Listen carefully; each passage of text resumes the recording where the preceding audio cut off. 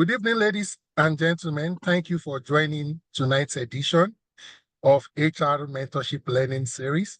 And tonight I'm excited, elated, very happy to introduce and announce to us that our facilitator is Dorothy Tunde Ajala, DTA, and she will be speaking to us on organizational behavior and driving employee productivity. I'll allow her introduce herself as she takes us further into this session. Thank you so much for joining us, DTA. I know how long and how much it took to create this window. Thank you so much. Over to you, madam.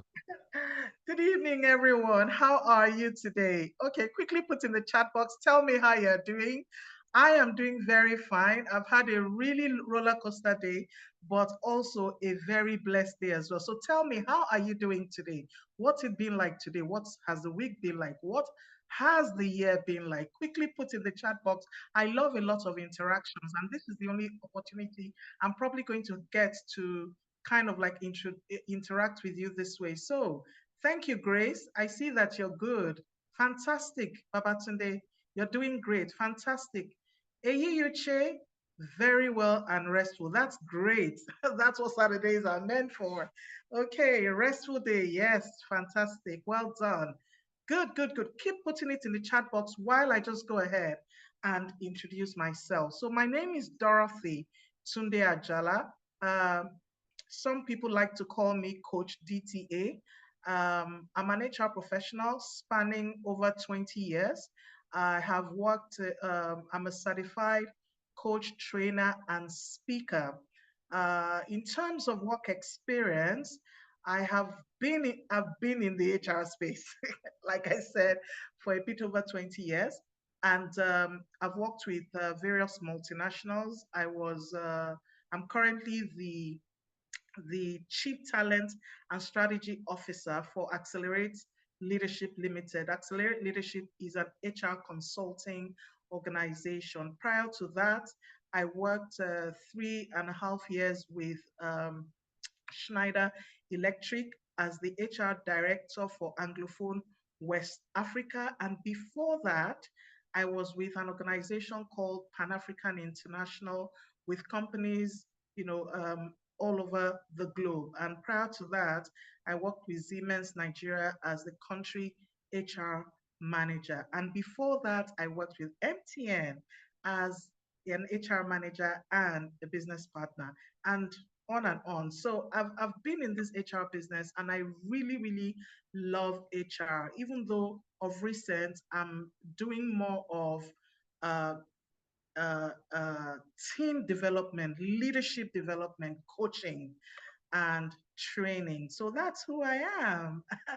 And I'm very happy to be with you tonight. And it's going to be an interesting evening because this is one area of, HR that we all do, but sometimes we don't understand the basis for it. So hopefully we are going to be demystifying that. And of course, there are quite a number of you that are all already familiar with organizational behavior.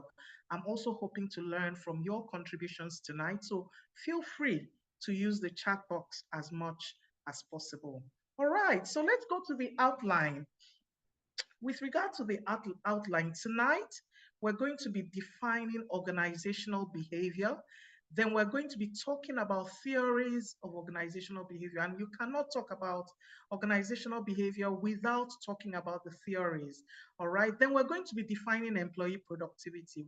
We're going to be looking at the key components. We're going to be looking at how you measure employee productivity.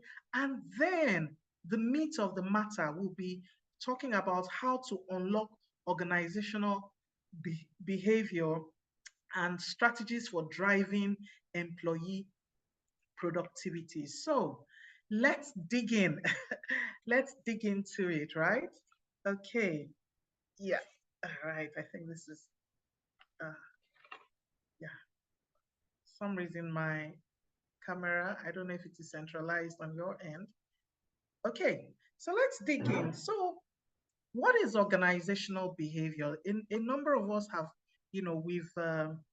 we've come across organizational behavior in our when we were writing our professional exams, we must have come across organizational behavior. But like I said, organizational behavior is what, we do a part of it almost all the time, but it's just that we probably have not compartmentalized it. And so we're going to do that today. So organizational behavior is a field of study which explores how individuals, groups, and structures within an organization, how they all interact with each other, and how all these interactions affect the organization as a whole. So that is what the field of organizational behavior is about. So it's not a standalone discipline. It draws from other disciplines like psychology, sociology, anthropology, and management, and basically about understanding human behavior in organizational settings. Okay, it seeks to understand and to improve on various aspects of organizational life. So you know how we spend most of our days at work. So organizational behavior seeks to understand how all of that play, how we are as individuals, how we interact in groups and all of that. So it looks at issues such as communication, leadership, decision making, teamwork, motivation, and of course, job satisfaction. And then, of course, when we as HR professionals, when we study organizational behavior, it enables us to enhance, organizational effectiveness, organizational productivity, and of course, the overall well-being of our employees.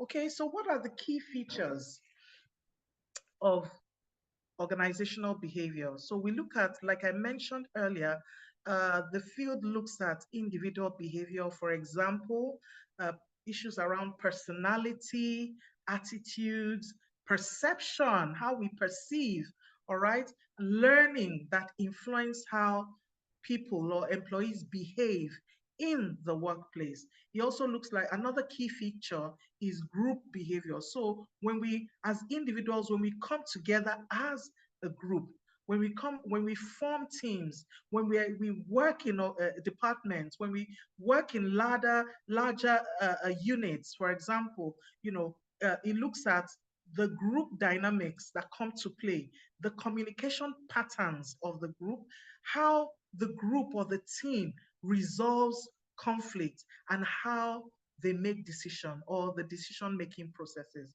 Another key feature is the structural aspects of the organization. I'm sure most of you have, you've done and you've crafted an organogram at some point in your HR journey. And so organizational behavior is what actually looks at, organizational structure, the culture, the norms, the policies, and the power dynamics that play within the organization. All right.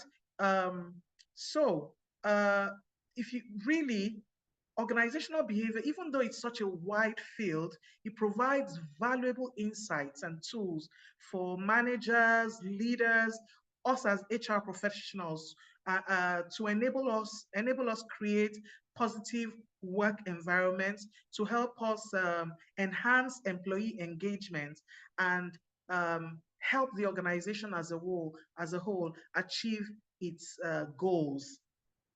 All right. So the next point we want to look at is to talk about the theories. Okay.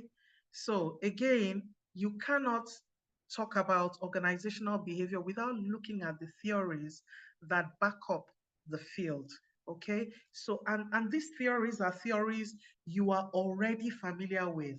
Like I said, we do we do organizational behavior, almost every time in our HR work. Okay, so the first one and the most popular one, which everyone is familiar with, that I'm going to be talking about is the Maslow's hierarchy of needs. So remember, we're talking about the theories of organizational behavior. By the way, did I mention that I'm actually a sociologist. I studied sociology. So this is a field that is very interesting for me because um, we believe as sociologists that the environment in which people or groups or individuals live help to shape the kind of person they become. It helps to shape their character. So I find theories of organizational behavior and indeed the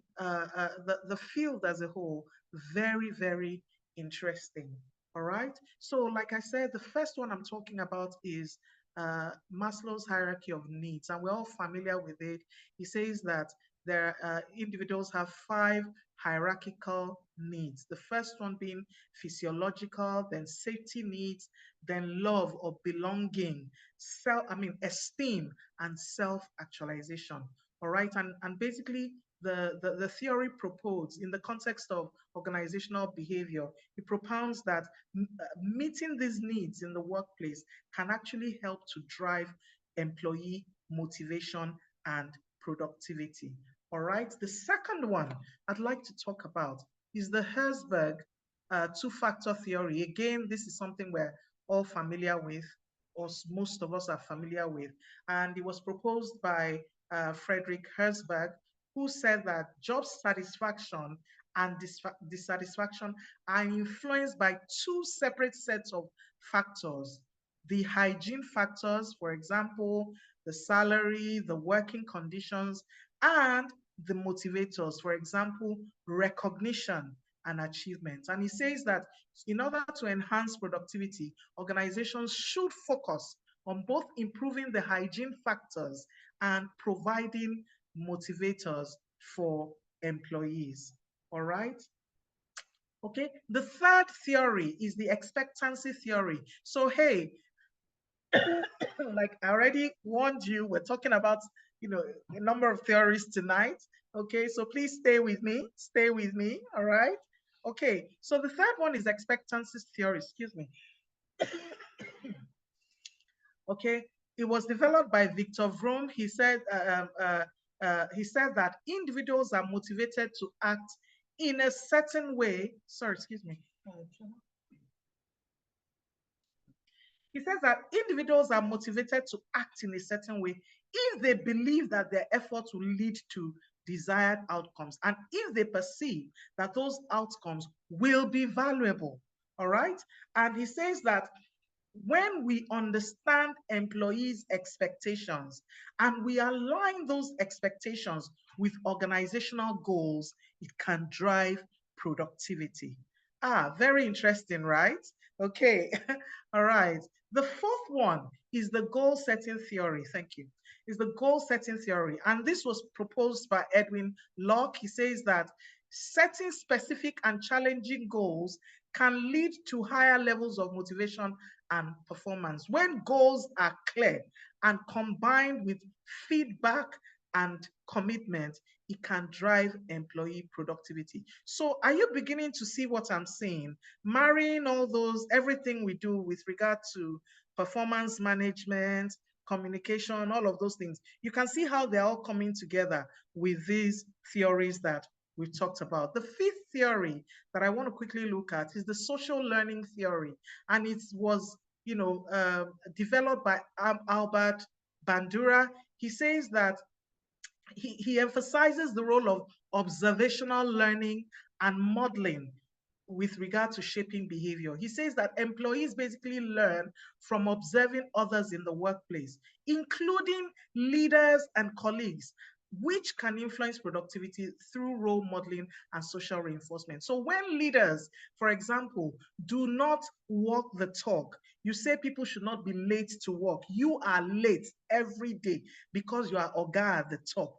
Trust me, the employees are watching you. You are actually creating a laissez-faire culture that will eventually bite back, on the organization. So we need to be very careful as leaders, as HR professionals, the way that we are behaving, all right? Because employees are watching and, these can influence the way they also behave. And ultimately, will affect productivity, which will affect the bottom line of the organization. And I dare say, when productivity is low, of course, we will not be able to finance all those lovely HR initiatives that we like to present to management for approval. Another theory is theory X and Y. Again, you're familiar with this one. And it says it was developed by Douglas McGregor. And theory X posits that employees inherently dislike work and require strict supervision, while theory Y suggests that employees are intrinsically motivated and can be self-directed if given the opportunity. So theory says that adopting theory Y assumptions can lead to higher levels of employee engagement and productivity. So basically saying no need to micromanage. It's not necessary, because when you allow employees to be in their natural state of being self-directed and intrinsically motivated, it can, influence productivity in a positive way. All right. Another theory, yet again, is the equity theory, proposed by Stacey Adams, and it suggests that individuals usually compare their inputs into the output ratio. For example, they measure the effort they put in versus the reward that they're getting out of that effort. And this is where it becomes reward and recognition becomes very, very important. All right, we'll talk more about that later on. So it says that employees usually would do that comparison, and where they perceive that there is inequity, it can lead to reduced motivation and productivity, while perceived equity can enhance both. Now, remember when, I'm sure you've heard some employees complain to you, I'm doing more than so and so, and they are earning more than me. All right, this is where that theory comes to life. Okay, another theory is justice, organizational justice theory.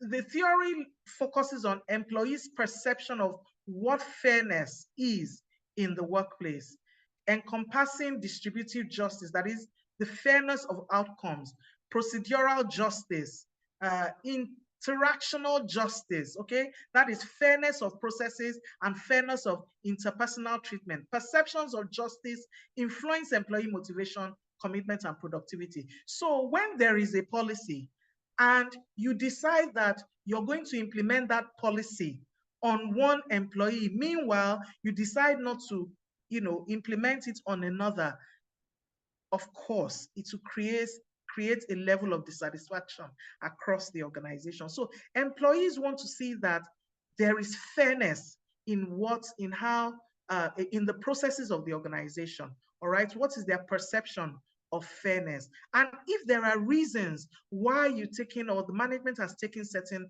decisions, it is important that those reasons be transparent as much as is possible, okay? Because obviously, it's not every management decision that can be shared with employees. Okay. Ideally, there should be few that should not be able to be shared.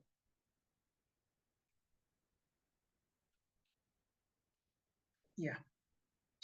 So the next thing we're going to look at now, we're going to look at the definition of employee productivity. So we've looked at organizational behavior definition. We've also looked at theories that,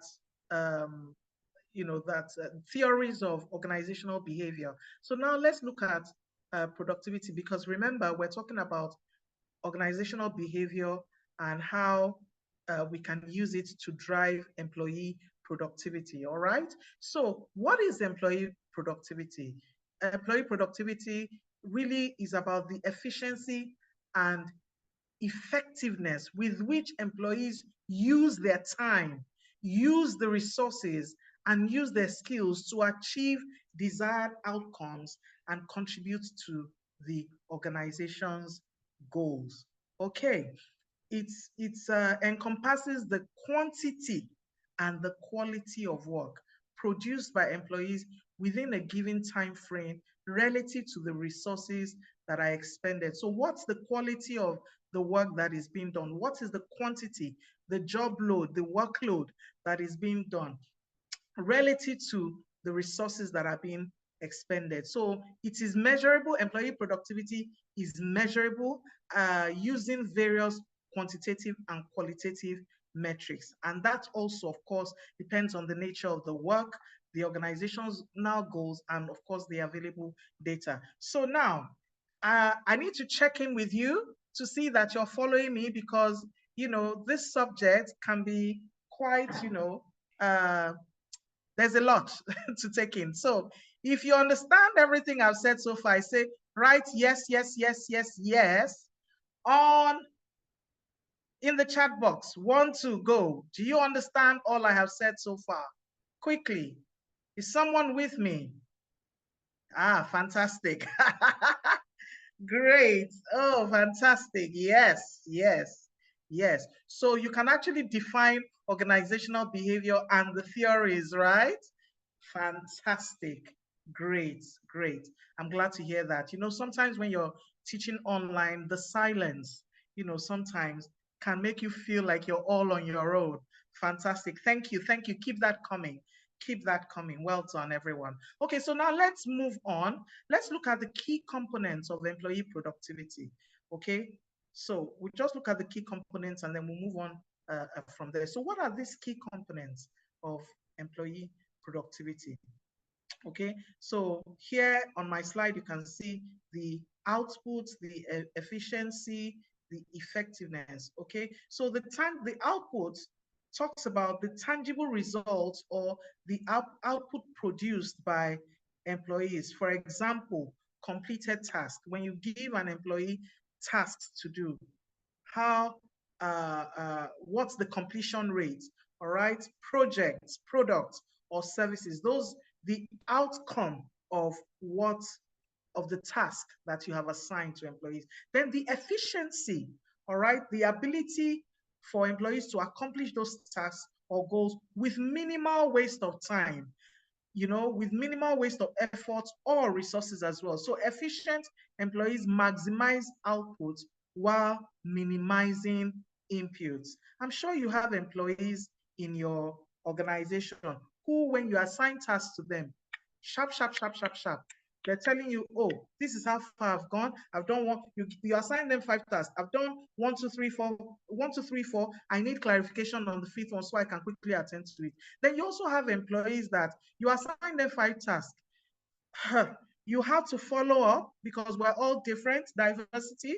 Remember, you have to follow up and follow. In fact, there are some. You have to rev the engine very well and follow up before you can move from task 1 to task 2. Okay, and of course, that's where your leadership skills then kicks in to then manage the employees so that you can get the outcome that you're looking for. Then we'll also look at another key component of productivity is effectiveness. Okay, effectiveness looks at the extent to which employees achieve desired outcomes or goals in line with organizational objectives. Okay, effective employees produce high quality work that meets or exceeds expectations. Remember that when you do those performance appraisals, there are some employees who are the top 10%. And of course, you also have the others as well in the bottom. Okay, so effectiveness is basically looking at how employees achieve desired outcomes in line with the organization's objectives. Okay, someone in the chat room? Okay, yeah. All right. Another key component of productivity is time management. All right. That's the ability for employees to be able to prioritize their tasks and allocate their time, effectively, and also meet deadlines. Okay. So those employees who manage their time in an efficient manner, they can usually achieve or accomplish more in less time. And these obviously will contribute to overall productivity. Then, of course, you also want to look at adaptability and innovation. That is, the employee's capacity to adapt to changing circumstances. You know, it's not everybody that can adapt, right? There's some people you put them in, you know, in a situation that they've never been in before, and before you know it, chameleon, they're already adapting. But there are some, it will take time, it will take hand holding, and some don't even adapt at all. Like I can tell you that there are some leaders, there's some team leaders or managers or supervisors who are still not used to employees working from home. They want to be seeing you koro like that. You know, they just have not adapted to the fact that remote work is here to stay, or hybrid work is here to stay. So some of, you know, so employees who are able to embrace innovation contribute to organizational productivity by driving continuous improvement. So yesterday, you know, I moderated a session yesterday. You know, it was hosted by a friend, and we had several speakers. And so there was something, I mean, it was a wonderful session, but there were so many things that could have, you know, we could have done better. And so I called for a post-mortem because I said to them, I said, look, we had to, this thing is going to happen again. This session, this program is going to happen again. So let's look at what are those areas that we could have done better. Okay. And everybody contributed, about 6 or 7 of us, we were able to contribute. And then we said, okay, so how can we make it better the next time? That's what continuous improvement is all about. It's not a mindset of this is how we have always done it, or if it is not broken, why fix it? Of course, there are situations where, yeah, but adaptability is very key, and having a continuous improvement mindset is extremely important for improved productivity. Okay, the next key component is utilization of skills and resources. So employees, this speaks to employees' ability to leverage their skills, their knowledge, and available resources effectively in order to accomplish, you know, their task. Okay, and that also includes maximizing the use of available resources to enhance productivity and reduce waste.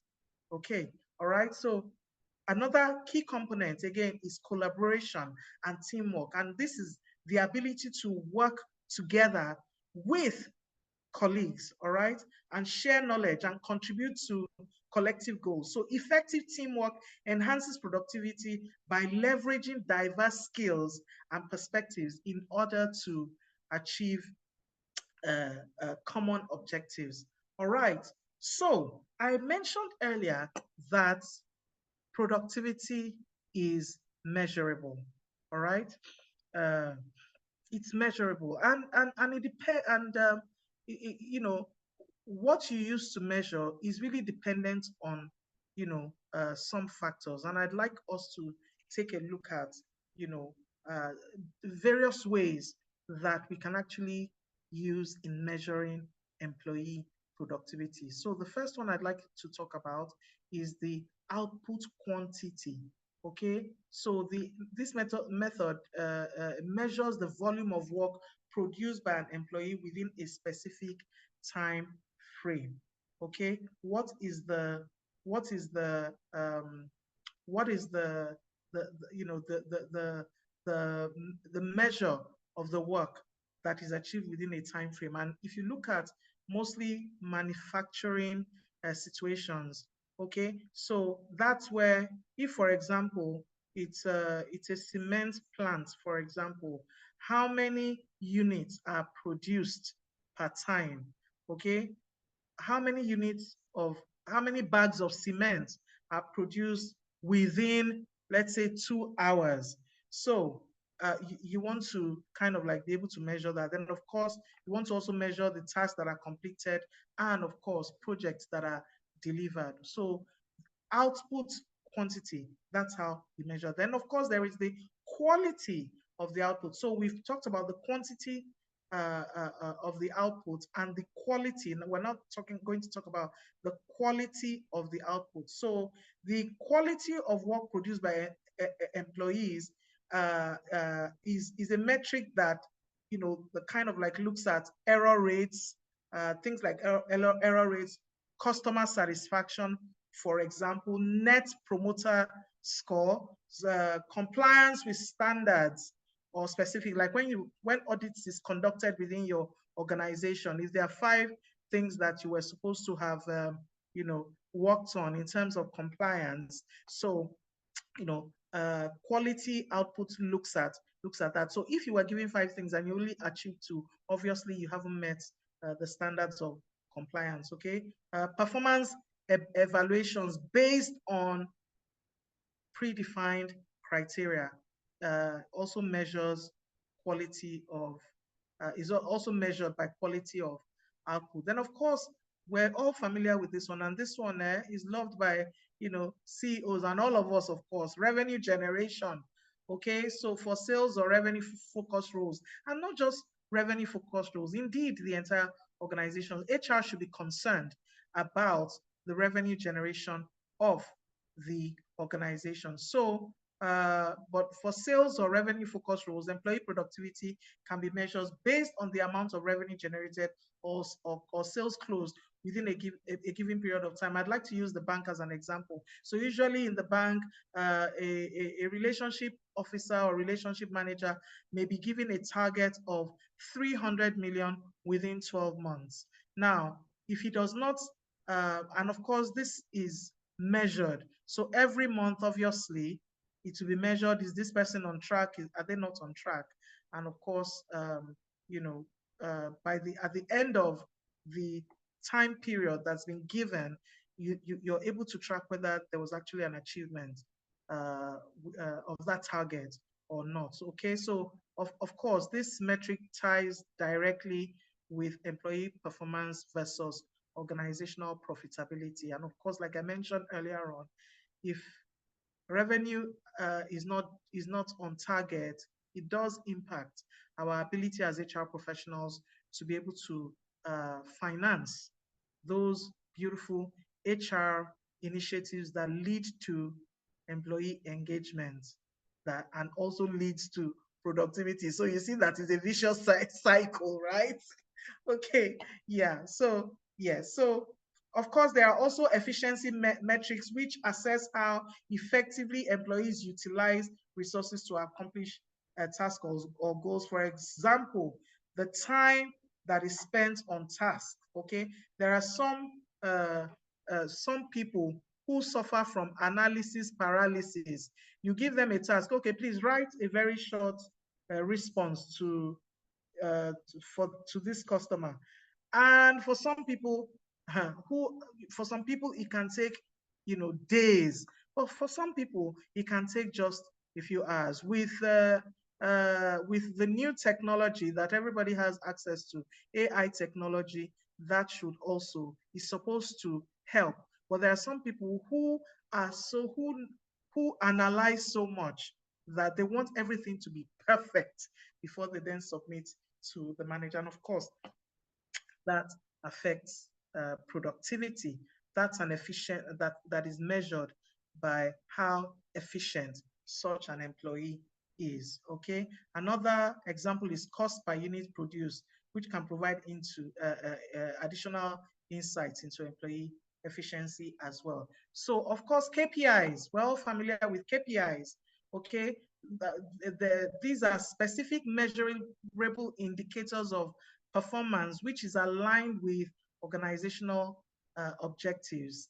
They vary depending on your role and your department. For example, I talked about sales roles and how revenue generation, revenue targets, even though some organizations now are giving revenue targets to almost everybody in the organization. For us as HR professionals, for example, a KPI would be which is usually a KPI for not just the HR professionals, but for the team leaders as well.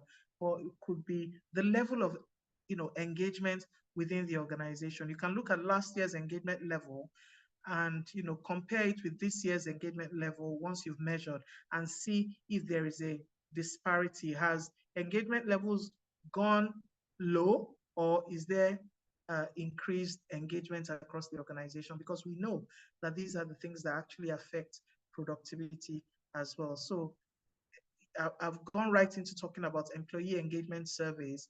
Okay, you can also measure, can be used to measure productivity as well, where we assess level of motivation, level of engagement, level of satisfaction with work and organizations. Okay, for example, one of the questions that is usually asked for employee engagement is, will you recommend this organization to your friends as a great place to work?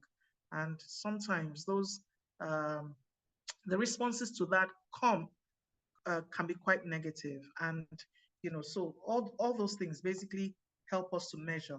Engaged employees tend to be more productive.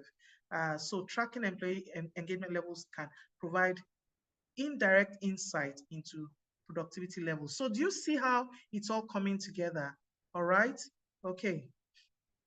Okay, another way that we can measure employee productivity is peer reviews and 360 degrees feedback. So feedback from, our peers, managers, and other stakeholders provide very valuable insight, all right, into employee performance and employee productivity. So 360 degrees feedback allows for, a holistic, so it's not just that, oh, you're hitting the target. It's also, how are you hitting the target? Are you trampling on everyone along the way in your quest to achieve those targets? So these things are important. So also assessing your strengths, your weaknesses, or your areas for improvements, and how they contribute to the team or the organization. And of course, where it is seen that there is a gap, obviously there is an opportunity for that gap to support that employee, for that gap to be closed. Okay, objective achievement. So when we set clear, measurable objectives for employees and track their progress towards them achieving those objectives, can be very, very effective to help measure productivity. And these objectives could include, individual performance goals, project milestones, or key result areas that are aligned with, the organization's focus or objectives for that year. Time management, okay? Time tracking softwares, employee clocking in and out and things like that can also help to kind of like identify areas where, productivity may be required or needed, okay? Particularly in situations of remote work. And of course, there is benchmarking, comparing productivity metrics against industry benchmarks or historical data can also provide context and help to identify areas for improvement.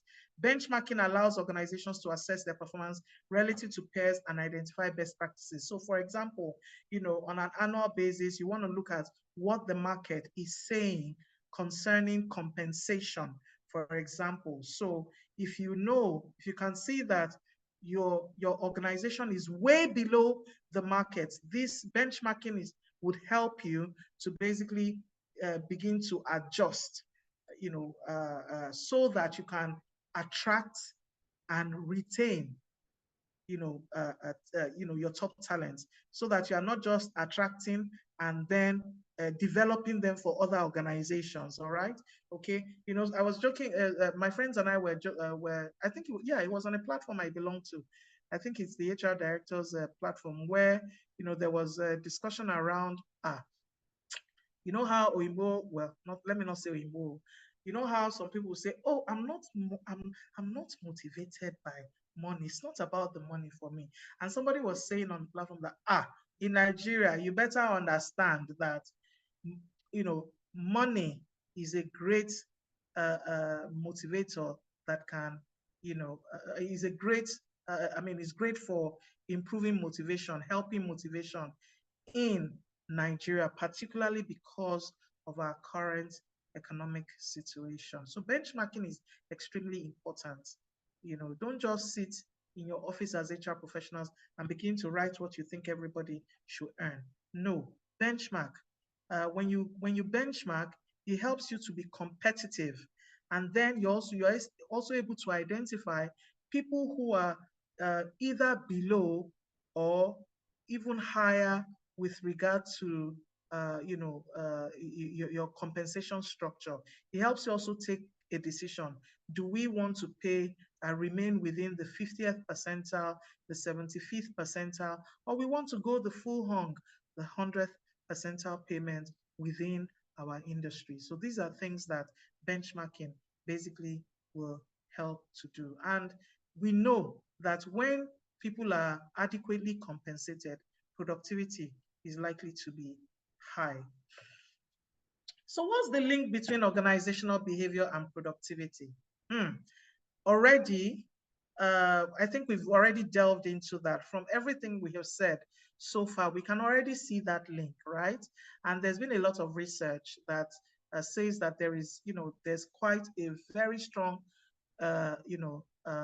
correlation. There's a strong relationship between organizational behavior and employee productivity. So while we defined employee behavior just now and also productivity, I'm sure we're already seeing the picture and how we've all basically been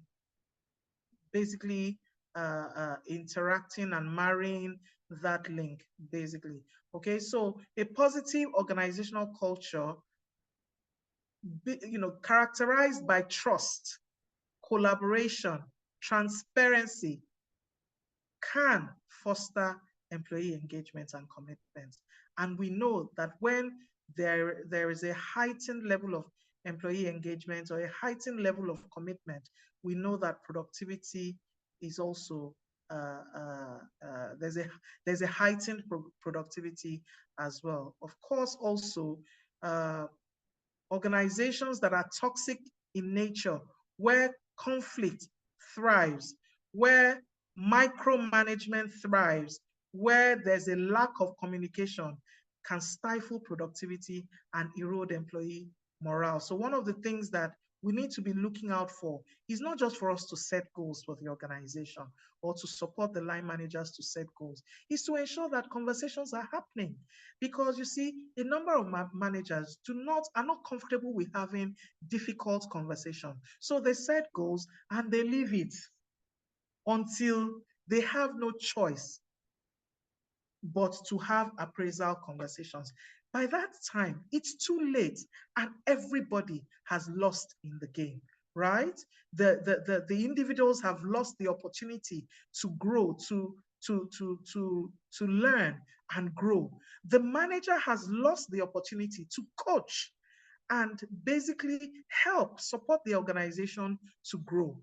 The organization loses in that low productivity ultimately affects the bottom line. And when the bottom line takes a hit, like I said before, again, it's a cycle. It comes back to employees. It comes back to bite us as employees. So we must ensure that conversations are going on. We must address issues around toxicity in our environment, because those things, they take a hit.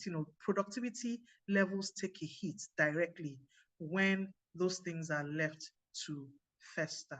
Okay, so we talked about organizational behavior, we talked about productivity. Can you quickly write for me in the chat box? Right, quickly, just one thing you're picking, you've picked so far. One thing, quickly. Let's quickly, all right, before I continue, quickly, what have you picked so far in everything we've said? Quickly, guys. Where are you? Am I here alone? Where are you? Are you here? What is one thing you have picked? So I know that I've not just been talking, boring you all day. Come on, guys. One thing you've picked with regard to organizational behavior and productivity. Can you hear me? Can anybody hear me? Oh my God. Am I audible?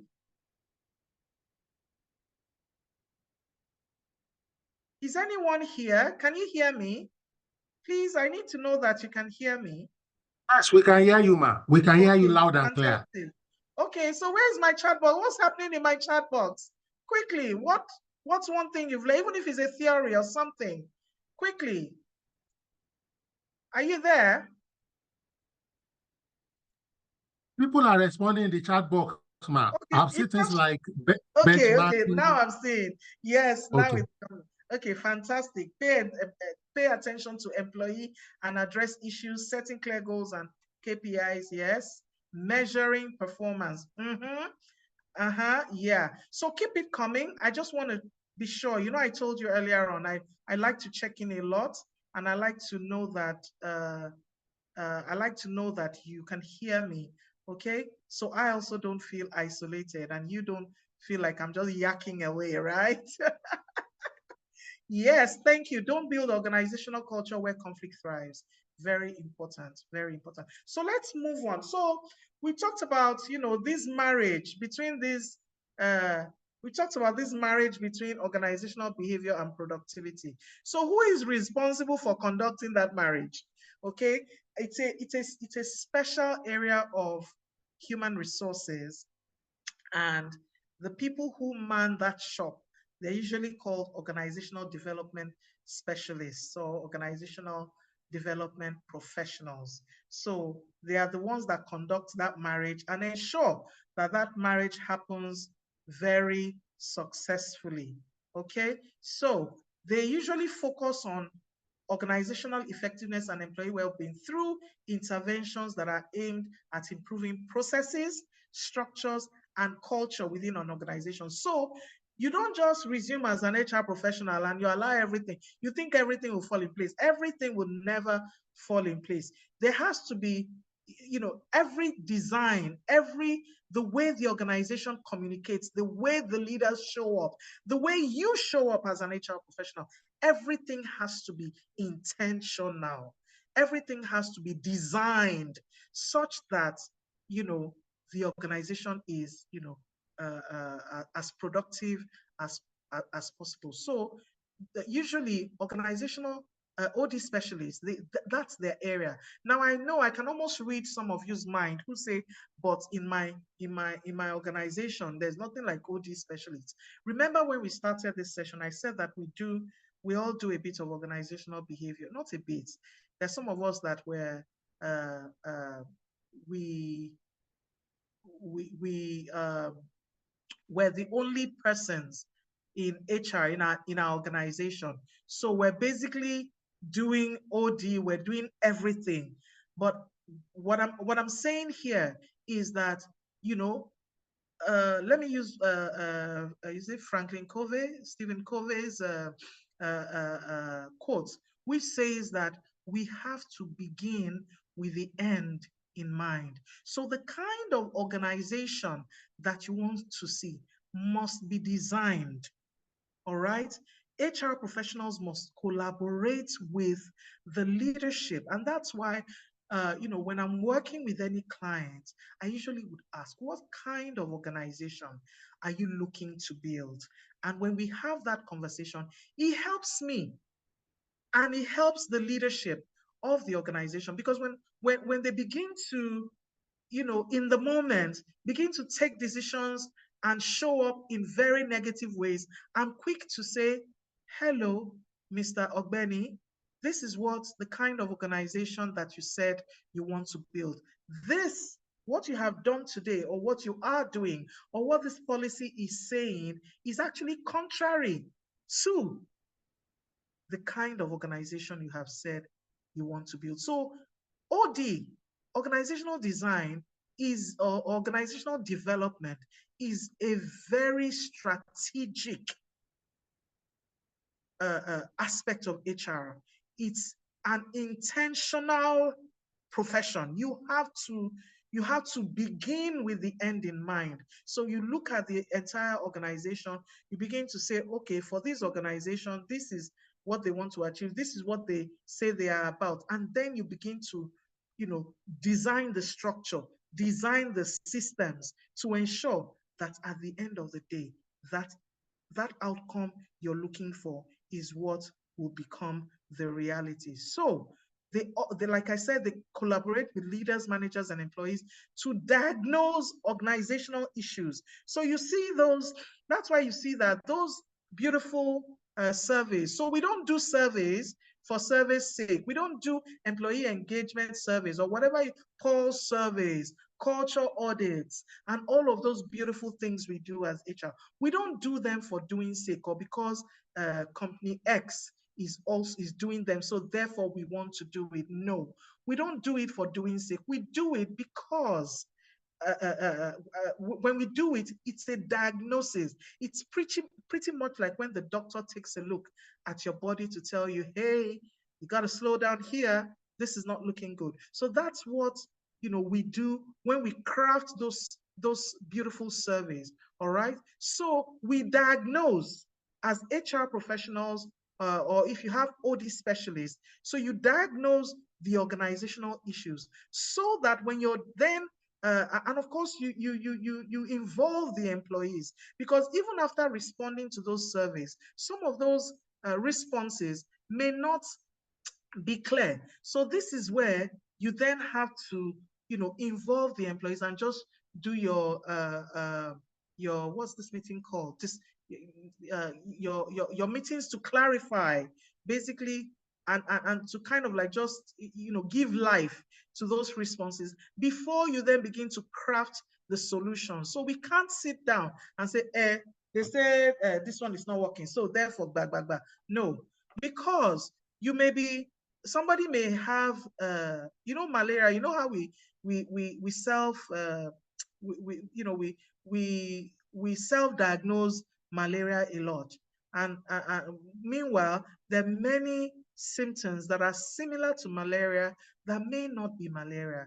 So you can't sit down in your office as an HR professional and begin to create solutions that you don't have a diagnosis for, or that the employees have not given an input into. So the work of OD specialists is to actually facilitate all of this and then support the HRBPs to craft the right solutions for the people that the teams that they are serving. So OD specialists also facilitate change initiatives that drive productivity and enhance employee engagement. They also support to ensure that the right structure, the right systems are there that can help the organization achieve its strategic objectives. Okay.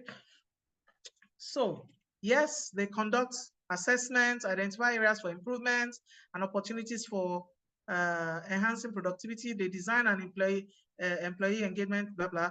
Then they develop and deliver training programs to enhance leadership capabilities, communication skills, and teamwork. So is there a strategy, for example, about for communicating across the organization? It's not about having just village meetings. Why are you having village meetings? What you understand? So you can't do village meetings just because somebody else is doing village meetings or town hall meetings. Why are you having those town hall meetings? What are you hoping to achieve? So some of those initiatives, OD specialists basically help to design all of that. Facilitate team building workshops and interventions to improve collaboration and resolve conflict. They implement performance management systems that align individual goals with organizational objectives and promote accountability. They lead change management initiatives to support organizational transitions, for example, mergers and acquisitions, restructurings, culture transformations, and all of that. They also support in terms of coaching and mentoring leaders and managers to enhance their effectiveness. All right. So that's what OD specialists do. Remember when I said we are basically most of us in HR, we do all of these things, right? Maybe because we're bootstrapping, being an HR of one, or our teams are quite, small. Okay, so let's unlock organizational behaviors and talk further about strategies to drive employee productivity. So, to remind us again that organizational behavior helps us as HR professionals to identify key drivers of employee behavior and enables us to tailor interventions to enhance productivity. All right. I wanted to quickly remind us of that. And you cannot talk about productivity, organizational behavior without talking about culture. Okay. And what is culture? It's the shared values. We all know this. It's the shared values. It's the beliefs. It's the norms. It's the way we do things around here. It's those unwritten rules. Okay. I was sharing with a team the other day about how there was this place where I worked, and the owner of the building. So my office was in that building. The owner of the building, his staff, they dare not enter the lift with him. That kind of culture, is a culture of fear. Excuse me. It's culture, the way we do things around here, the unwritten rules, the way we talk to each other around here, the way we treat each other around here, the way we show up as employees around here. Okay. So cultivating a positive culture basically fosters engagement, collaboration, and innovation. One of, we already talked about toxicity in environments and the negative impact it can have on organizational productivity and engagement. So it's not as if any organization decides, oh, I'm going to be a toxic environment. No, it's the way that they behave. There was a case I was discussing with someone, yesterday. One of my mentees shared a situation with me, and in that situation, so an employee is hired and basically does not display, I mean, this, the, um, does not mention that she's pregnant, and now it's time for maternity leave, and the CEO is not taking it lightly. And I had to, and she said, oh, this employee is not confirmed. This one is this one. And I said, excuse me, what has pregnancy got to do with confirmation? Mbok, progressive organizations, really, all of these things, we need to really just rethink them. Talking about leave. So I know that, for example, our ancient labor law says that, oh, employees cannot go on leave until they have spent 1 year. Come on, HR professionals, come on. And yet, we talk about well-being, hey, work-life balance. And in our policies, we are writing that employees cannot go on leave until after 1 year. How does that even, excuse me, how does that even work? Even donkeys rest. How does that even work? That somebody will be working for 1 year when they have accrued leave. So we need to think about these things. Let's not just copy and paste what has been there. Remember, even labor laws, no matter even the ILO labor laws and all of that, these things are all, they're baseline. They're just baseline guidance. So we need to think, what is the culture we're trying to build? If employees cannot go on leave, until after 1 year, and we expect them to be productive, how does that work?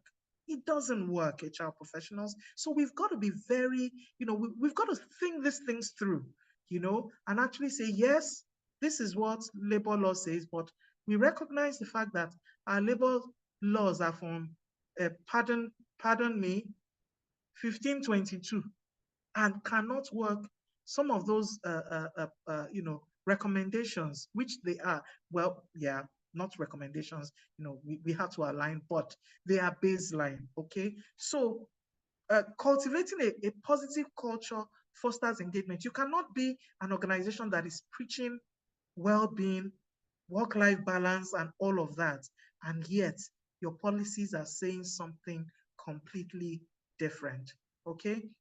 So a negative culture can lead to disengagement and reduce productivity. So how do we promote a positive organizational culture? Is by, showing respect to one another. So whether you're Oga at the top or not, there is respect in the way that we engage. We are inclusive in our thinking and in the way that, we engage and in the way that we design all of those, policies. I heard someone, wanted to hear my opinion one time and said, in my organization, we don't have adoption policies. And this person wants to take adoption leave, and there's not, and the CEO is taking no, she didn't give birth, so therefore, hello, how would, if you look at even the labor law, he says that that time of maternity leave is to be able to what? Bond with the child. So when we think inclusive, we're not looking at who is the person that pushed out the baby or not. Or we're not looking at, being pregnant is not a sickness. When we think inclusive, right, then, we are contributing to that culture of inclusivity, and we're contributing to building a great place to work. So appreciating employees so that they feel valued and empowered. And sometimes it's just a thank you and acknowledging the work that they are doing. Okay, encouraging open communication channels to facilitate idea sharing and feedback mechanisms. There are some leaders who are scared of hiring people that are more intelligent than they are. Let me tell you what, your team will only be as effective as the capabilities of those in the team. So why not hire people that are more intelligent than you are? So, and at the end of the day, you will take the shine, but everybody would take the shine as well. There was a time I wrote something on LinkedIn about, leaders who throw their employees under the bus. Because some of those leaders feel that if someone we have to demean people, somebody for them to be seen as leaders, in quotes, as great leaders, they have to be the best. They have to be seen to be the star. It doesn't have to be so. It doesn't have to be so, right? So we need to allow people to share their ideas, because let me tell you, when you share your ideas, when you allow people to share their ideas, remember, you can only bring one. By the time this one brings theirs, and everybody, we basically all bring our ideas, our ideas bank becomes more robust. Okay, all right. So just to again just give an example. So I run a platform, a job board actually, called Accelerate Career Hub, where almost 8,000 people on that platform. So last year, about the last week of December, it was impressed upon my heart to open a job board, so that, because there's so many people always calling me, they're looking for jobs and everything. And we already had a WhatsApp group, and we were just 300 in that WhatsApp group from 2021. So I followed my heart, sorted out that job board, and then we didn't even officially launch. We opened on the 15th of January this year, and like I said, we're almost 8,000 now. So again, people now start asking me, hey, do you have template for CV? This one, CV, please help us, help. And, I said to myself, you know what? Let me come up with a CV, but I'm not going to give it for free, because when we used to offer trainings on Accelerate, then it was called Accelerate Your Career. When we used to do that, I found out that members of the platform will not show up. It was people outside that will come and get the value and all that. And I didn't mind, quite honestly, but I said to myself, no, I will not give this CV template and these 3 bonuses for free. I need them to pay something. So, we basically put it out there for 2,000 naira, not because we wanted to sell, but because we wanted to support the people on the platform. But I didn't want them to get it for free. So we say it is low bono. So this particular lady, last week, she bought. And the next thing she sends a mail, hey, you are selling lies. Hey, she wrote a very terrible message. I was very upset when I saw it, but I I had to calm myself down, and I said to myself, how can this become positive? Because the truth is, she was giving feedback, but the feedback she was giving, she was just going about it the wrong way. So after I calmed down my Bini blood, I decided to reach out to her and I said, okay, so what are the issues? She said, oh, I used a very good Samsung phone. I couldn't edit. And I said, perhaps.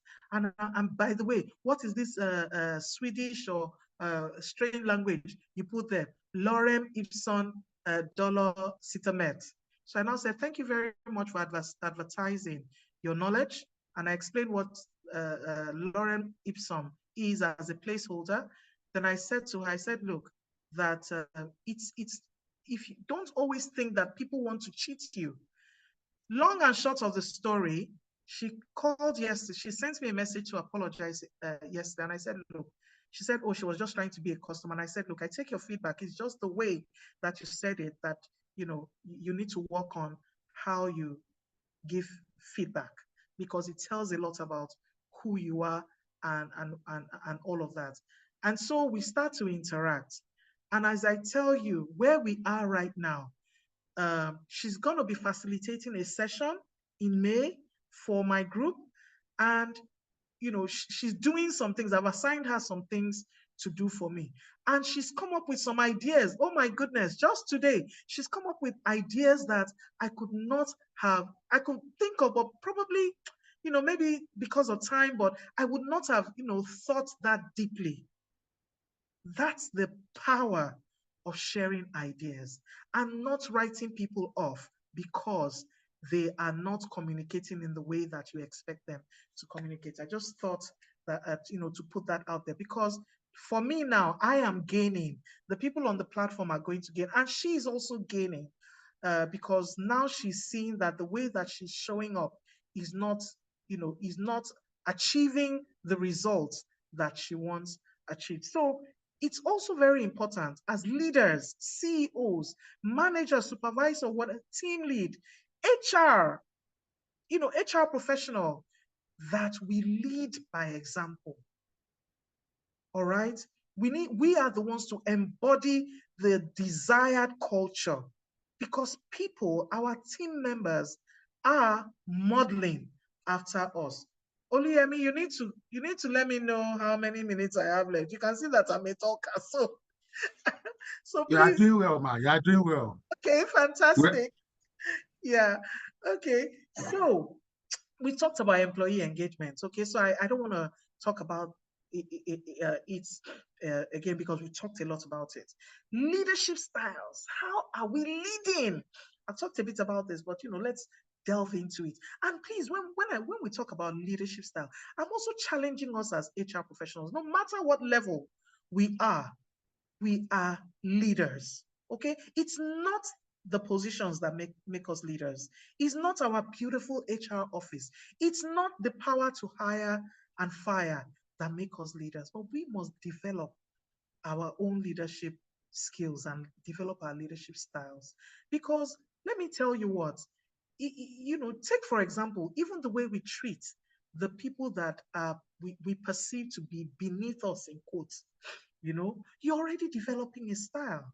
If you talk to someone rudely because you think they're a conductor, or because you think they're your driver, or because you think they're your health servant, let me tell you what, you will not know when you go and display that kind of behavior in the office. Because our brains don't change to say, oh, I'm in the office now, so therefore let me behave. No, no. So we've got different, there are styles that will enhance and bring out the best in people. So I've kind of like identified a few here: transformational leadership, democratic leadership. So I put you see that I quickly put in the comma, valuing employee opinion. So it's not that when you want to do something as a leader, you say, hey, I want to, everybody, what do that's good, but there is also a bit of a caveat to that as well. But valuing employee opinion, there's a tool for that. Oh, Lara Yeku, design thinking. Yes. design thinking, using tools such as design thinking to basically, get employees involved in terms of the way that we lead. Okay, all right. Servant leadership, modeling the kind of behavior that you would like. So you are not an oga that I'm a supervisor. So supervisors don't get their hands dirty; they just supervise. There are times when you will have to handhold employees to basically understand the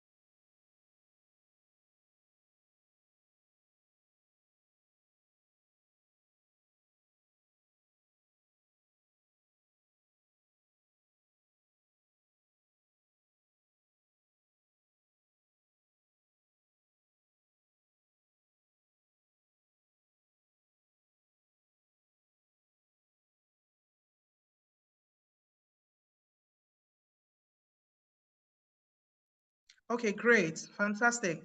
Thank you very much. NEPA happened. I don't know why they even changed their name to NEPA. I mean, change their name to PHCN. Most of us still call them NEPA, Abby. All right, thank you and welcome back.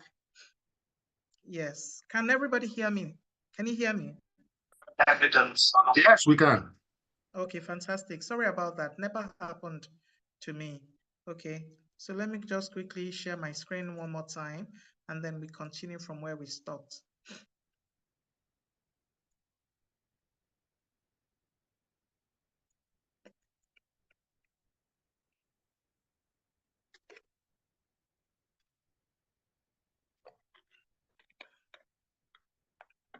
Okay, fantastic. Thank you. Thank you so much. Okay, so I suppose we finished talking about leadership styles. Okay, so effective leadership involves inspiring and empowering employees to achieve their full potential. We've got to empower, okay, employees so that they can achieve their full potential. So moving on, motivation and incentives, okay? Remember, we're still talking about how to unlock organizational behavior with strategies to drive employee productivity. Okay, so motivation and incentives, when we understand what motivates employees, uh, you know, we know how to design our compensation, we know how to design our reward and recognition and everything that will enhance productivity. So monetary incentives, opportunities for advancement, meaningful work are common motivators that can positively impact, employee performance. This is so, So important. I think I talked about it earlier on when I talked about benchmarking. So let me move on. Communication. Oh my goodness. Communication. And the thing about communication is that ah, just by what you say, you can create a negative or a positive trend in your organization. So I used to work in the communication sector. So there was this, and I used to, one of the areas I supported was the finance team. In the finance team, there were almost 2,000 people because the finance, it wasn't just finance. So you had supply chain, you had fleets, you had facility management, you had all of them there. So, and I supported five divisions. We used to call them divisions. And when I say divisions, very, very large. The HR team of that organization alone were about 70 something. Okay, so I'm talking about a very large organization. So I was HR business partner to the finance team. So I sat on the same floor as the GM of finance or the divisional executive.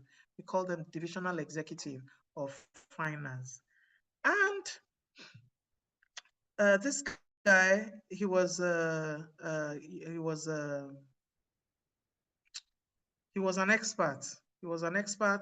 We're sitting on, so we had the HR part of the open floor, then every other finance person. So the finance team basically like occupy 3 floors. So I was sitting in the on the floor, same floor with the divisional executive, and everybody feared this guy. Everybody was afraid of him. Everybody was, so when he's coming, hey, if people were chattering before, maybe because it's a football day, Nigeria versus, everybody basically just keep quiet. People were scared of him, so much so that in their annual Christmas party, one of the games was who will bring out Mr. X to the dance floor. Everybody feared him. Even me, my heart used to shake a bit, jiggy, jiggy, jiggy, until I said to myself, waiting, he doesn't have horns. He's a human being like myself. And so, I tried to, find a way to, uh, to relate with him so we could build a relationship. And it just wasn't working. So one day he came out to the open office. So usually he would come out of the open to the open office. He would shout, he would shout, yeah! And then he'll go back into his office. He'd really go back, and everybody would be afraid. Everybody minus one Benin girl that was there, me. So on this particular day, unfortunately for him, I was not in the mood to tolerate any leader that was behaving like an infant.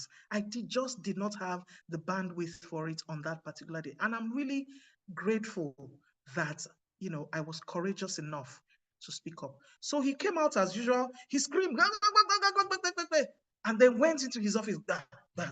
As he was going into the office, I followed him into the office. And when I walked into his office, he was backing me. I could see his side. He was actually smiling. So I entered the office, I shut the door, and I told him a few not so nice things. We were still developing our emotional intelligence at that time. So I told him in the same tone with which he gave it to everybody, I basically gave it to him as well. And I told him, do you not realize that you are a leader in this prestigious organization? How can a leader be behaving like an infant? Tell you what, like I said, I was still developing emotional intelligence, even though it played out in my favor at the end of the day. And the guy was mortified. When I say mortified, he was mortified. Apparently, he used to do those things to basically get kicks out of it. And apparently, he could only be a tyrant at work. He could not be that same person at home. And so so basically, by the time I finished talking to him, and he was not used to a woman talking to him in that tone. So by the time I finished talking to him, flaring tempers calmed down. He sat down, I sat down, and I said to him, so what are we going to do about your terrorizing everybody? on this floor and in your entire unit, because this guy was managing almost 2,000 people. And he said, Dorothy, I don't know what you're talking about, but it was really a breakthrough. And I said to him, all you need to do is just speak to them like they're human beings. So the next Christmas, and I said to him, I said, do you know that your people fear you so much that there is a secret game of who is going to bail Mr. X and bring him out for the Christmas party? And I said to him, this year I'm winning that game, whether you like it or not. And we became friends. Throughout the time I was in that organization, he was my greatest ally in that organization because he was the one signing he was the one in charge of the cash.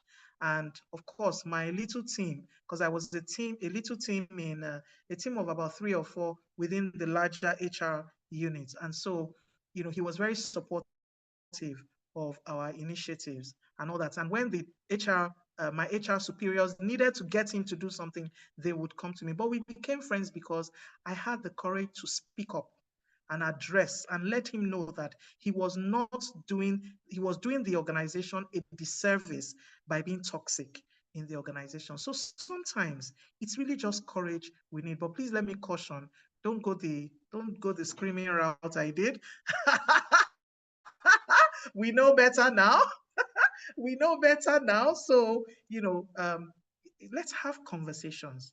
Let's have those conversations and let these leaders that are not modeling the right examples, let's have conversations and let them see how what they're doing is impacting the organization negatively. Because the thing was, the way that he was screaming at people, the engagement survey revealed that his leaders were also screaming at people and talking down at people and treating the employees, the teams anyhow.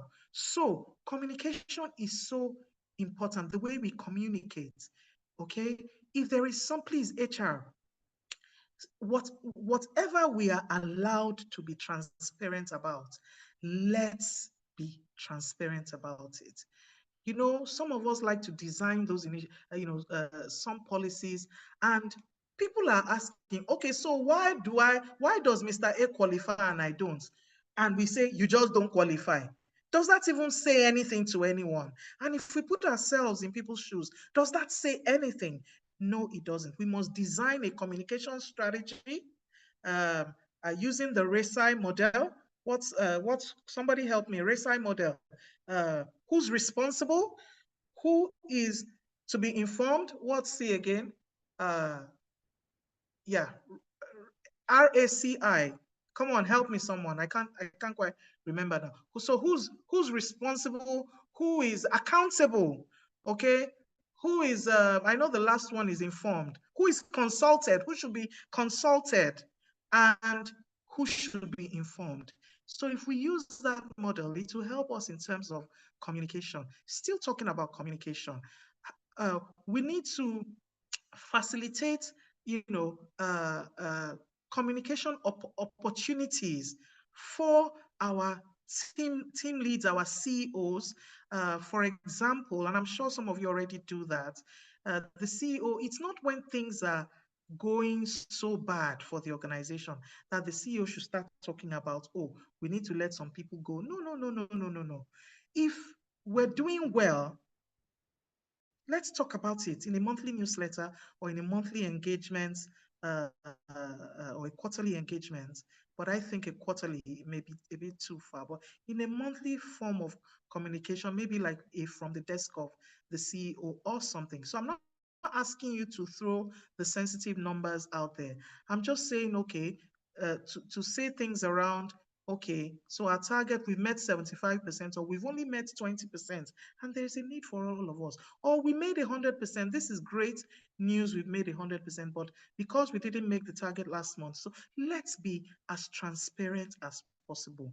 What we can communicate, please, let's communicate. Let's help, our leads to align, goals within the organization. Let's facilitate opportunities for collaboration.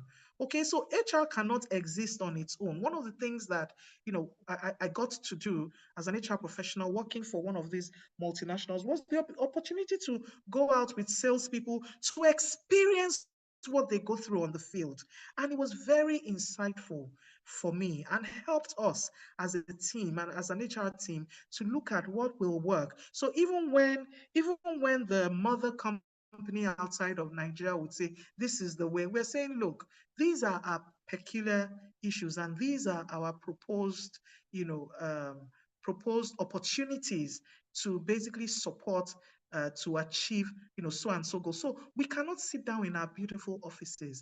We've got to experience sometimes what some of our people experience on the field. So it's important to be very as transparent as possible. I do understand that it's not everything that we can divulge as HR, particularly when it comes to issues around salaries, but most other things that we can help employees understand. Let's help them understand. Because you see, the thing is that when we're not transparent in our communication, we help to build corridor talk.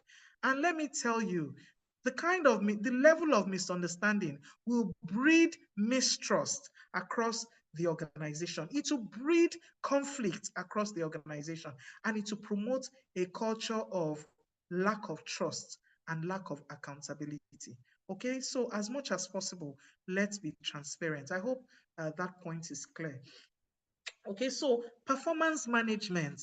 Ah, performance management. So a lot of our leaders, like I said earlier on, they're not comfortable um, with difficult conversation, and sometimes performance management conversations can be a bit difficult.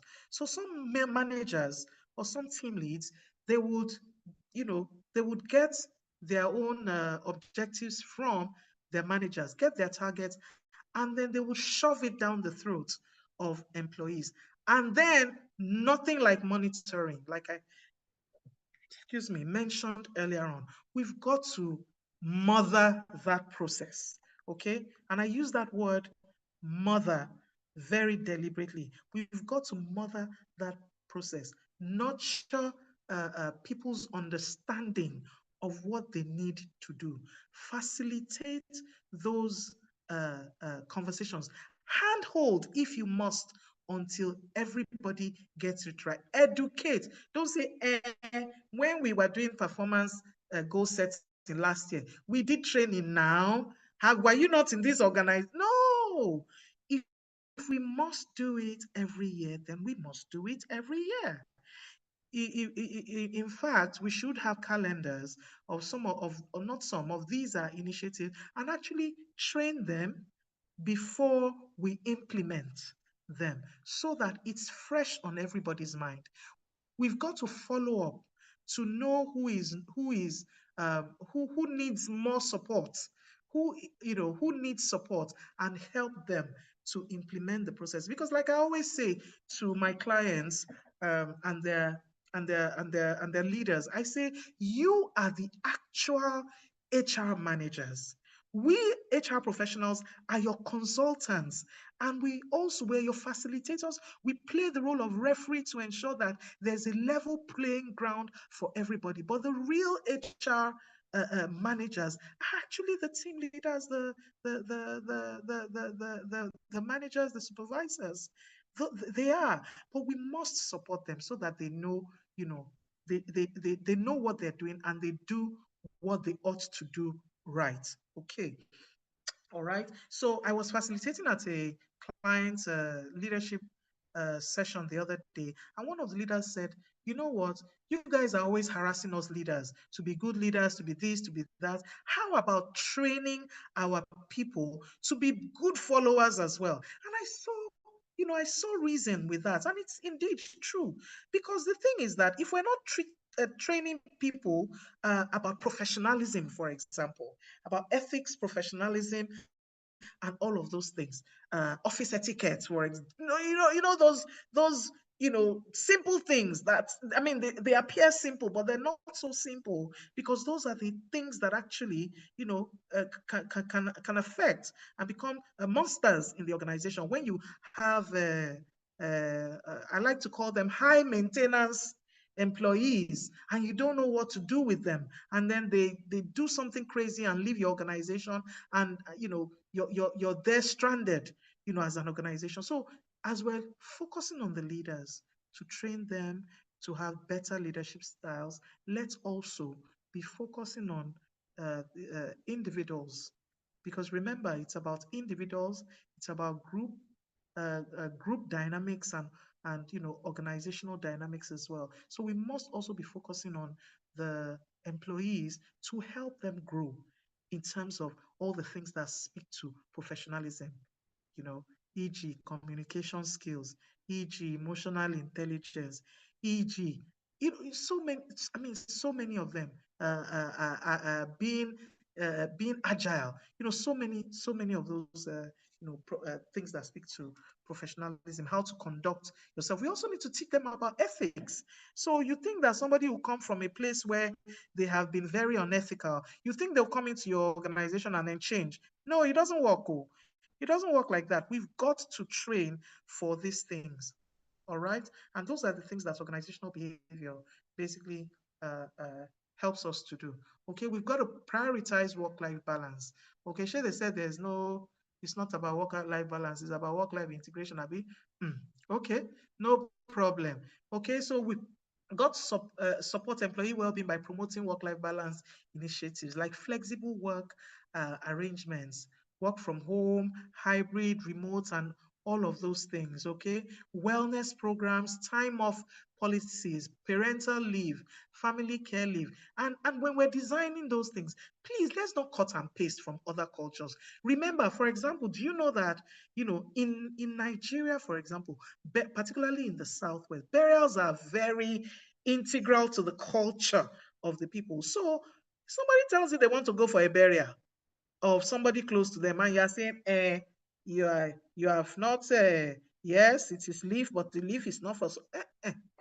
Let's design policies that also speak to the culture of the communities where we are, okay, where we play.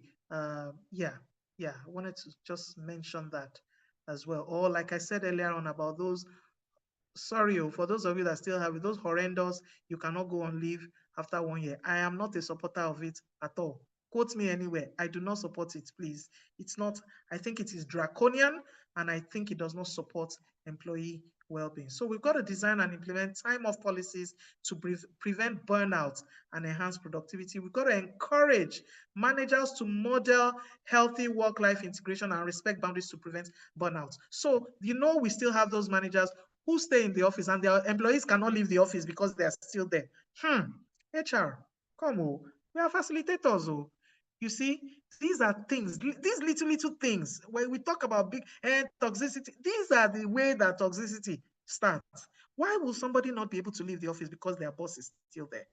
Sometimes the boss may not even be thinking that way, but the employee may have that perception. So it's for us to help them basically, and let them know that no, that's not the culture that we're promoting around here. So basically, prioritizing employee well-being as a whole, emotionally, physically, occupationally, socially, spiritually, intellectually, environmentally, financially, empowering employees with financial knowledge to be able to sustain themselves. Okay. Yeah. Let me quickly move on because Yemi, how long do I have left? I don't even know how long I've been talking. Okay. So while he checks that out, technology and innovation. In this day of AI, I was at a gathering when somebody said, excuse me, that they had never used ChatGPT. Yeah, in this day and age, and maybe not ChatGPT, any other related AI will do. But we've got to be, we've got to now become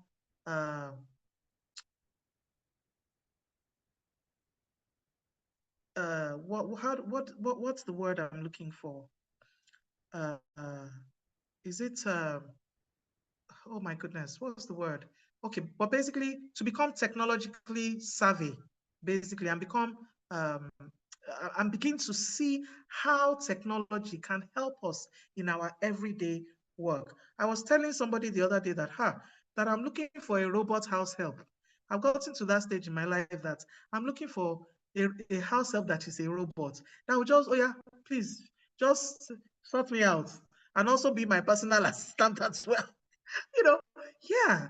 And I know that in China, and then somebody pointed to me that in China, that there's actually something like that, already. So we've got to look at what technology um, can we leverage on to make our work easier and to promote innovation. This same, talking about innovation, there's this organization I worked with, again in the telecom sector, same organization.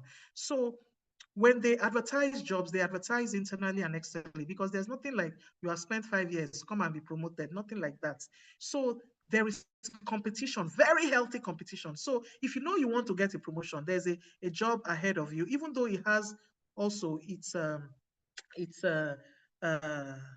what's it called? There, there's some issues to that as well. But by the time you are, hey, if you see the competition, and if you're not careful, you would have been on a roll, shadowing your manager for 5 years, and then somebody new comes into the organization.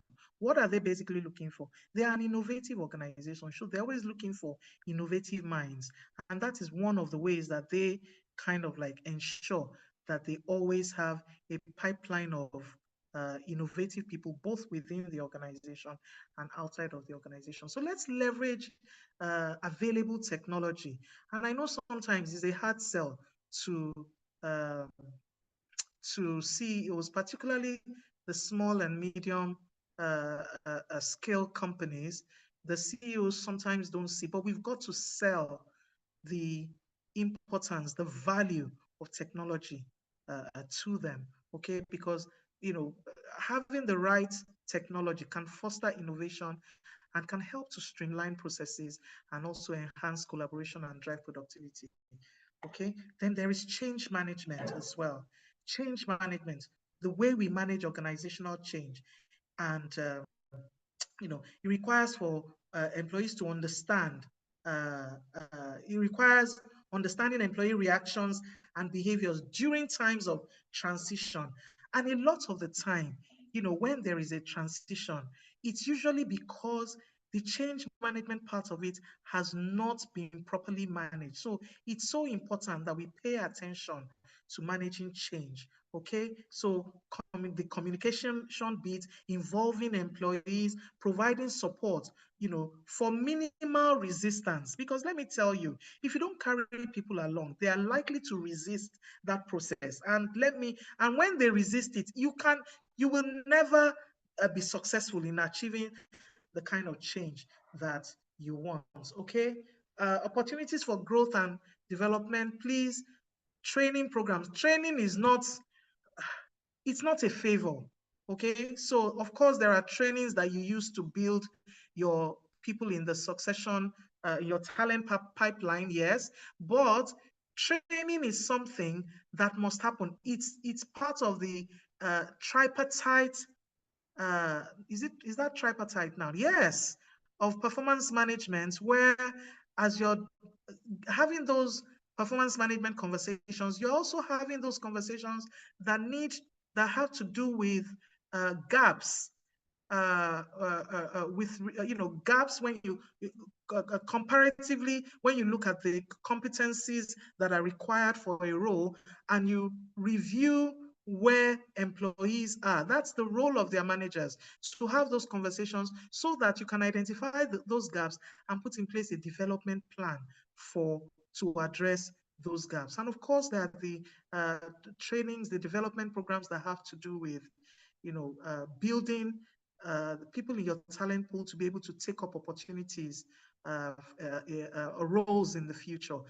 When you do your readiness assessments and your potential assessments. Okay. All right. So trainings are opportunities to enhance employee skills and competencies, when you implement a career development initiative, such as job rotation. So a lot of the time, it doesn't have to be training, but job rotation is a fantastic way of learning.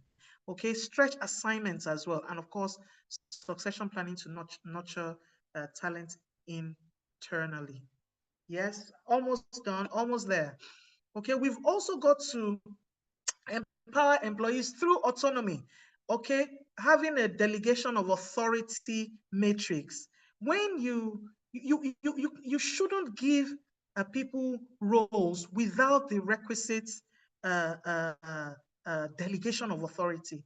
I should know, even when I'm an officer, I should know what I'm allowed to do on my own and what I'm not allowed to do. It's so important to proactively, design all of those things. And I believe that I've, broken down this session so that even someone that is new in HR is able to, quickly pick it up and run with it. So, we've got to delegate authority and decision-making responsibilities to employees so that we can allow them to take ownership of that work. If they keep coming back to you, yeah, to move, they're supposed to move from point A to point D. And before they can move halfway, they have to tell you, come on, guys, come on, we've got to, even babies, when they take milk for a while, they grow up and they start to take solid food and becoming eventually independent from the mother. That's how it is in organizations as well. So when there's a new employee, yes, the onboarding and all of that happens,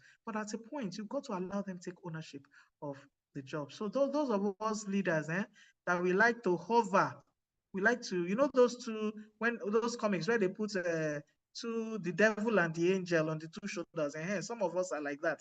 We like to, be everything, be in everything, be in our employees' faces. And there are lots of leaders as well. That's why, as HR professionals, we must develop our coaching skills to be able to coach those leaders so that they can allow their employees to take ownership of their role. We must provide autonomy in work processes and flexibility in schedules to accommodate individual preferences and work styles. Of course, in considering how also the organization likes and prefers to work. Reward and recognition. So we talked a lot around this as well. Implement both monetary and non-monetary incentives, bonuses, recognition programs, and career advancement opportunities to motivate high performance and improve productivity. Okay.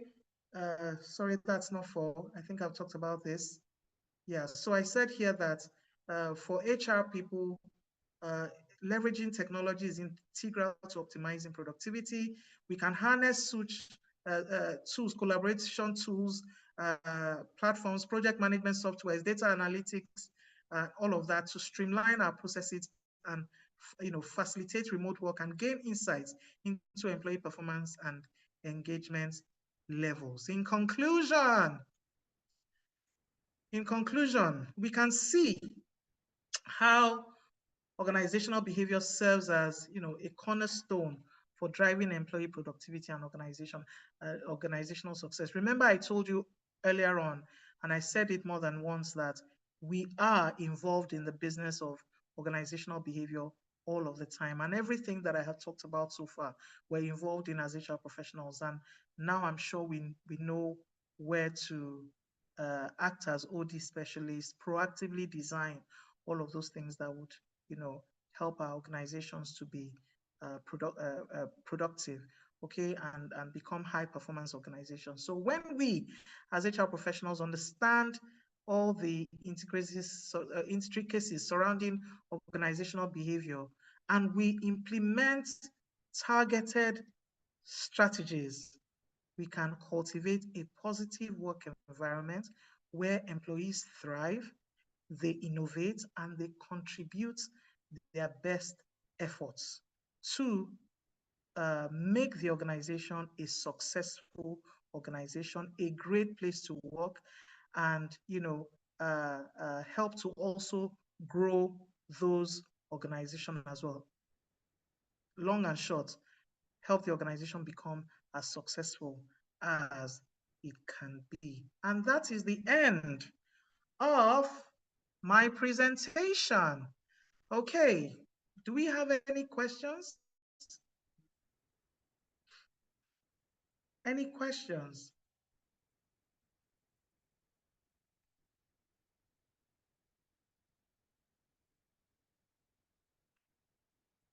Thank you, Confidence. Thank you so much. Yes, thank you. Thank you. I appreciate your kind words. Thank you. Thank you so much. Okay, questions, comments. Okay.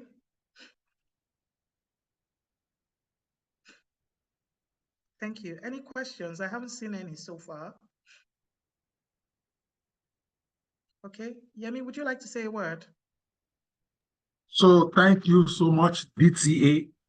This has been a masterclass. In fact, if people paid, it would have been more than worth it. Thank you so much for your largeness of heart, for your generosity. We Thank you. appreciate you. We'd like to also thank the over 70, 80 people who joined the live session and Oh, everyone wow. who will be joining later via the YouTube channel. I think we have a question, so I'll quickly allow Okeke. Ine, you have the floor, please. Thank you very much, Nene here. Hi, Nene. Dorothy, thank you. I mean, it's been amazing. Thank you so much. I will reach out to you personally, okay? Mine is a case of an environment where I had worked before.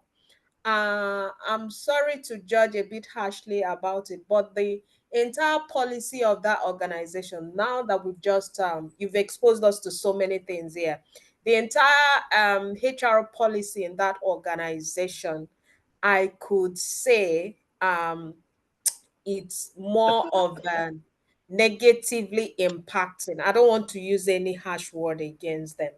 And I remember that while I was there, I pushed for certain things to be changed, but the line and the chains of command there is quite high. So it was difficult to implement any change. Please, if you were in my shoes, is there anything I could have done differently to implement all these changes? I mean, I resumed like in a first day I resumed, second day I went into the policies and I kept on screaming, what kind of environment is this? Okay, imagine employees, you have an emergency, you'll be asked to take a half day leave, something like that.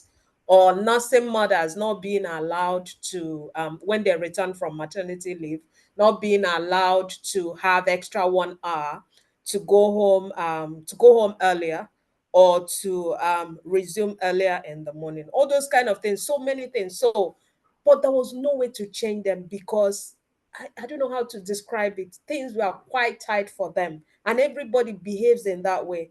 At some point, I felt bad for the employees in the organization because I had worked in other, prior to joining them, I had worked in fantastic places that exposed me to standard HR policies, or what I would call the acceptable HR standard HR policies. But in this organization, reflecting again now, I did my recommendations, but they hadn't been approved, and I'm not sure they will even be approved. Are there things I could have done better? I just want to learn, please. Are there things I could have done better in order to improve the organizational behavior of that environment? Thank you so much. Okay, thank you so much, Chine, for that. Chine, right? For that. No, Nene, Nedima Nene, Okeke, Nene, but you I'm can sorry. address me as Nene. Yeah, thank you. Nene, thank you. Thank you for correcting me. Okay, so you see, in life, there's some there's some people who in life generally, there's some people who say, um, I want to be successful. So they do every single thing to ensure that the way of success, uh, they become successful. Then there are some people who say, I want to be successful, but they do everything contrary to to making them successful, right? Let me use myself as an example. You're probably going to laugh at this, but there's an area I struggle with in my life, and that's the area of weight. And I imagine myself vision board. I have vision board where I have one slim babe there with my face on it, right? And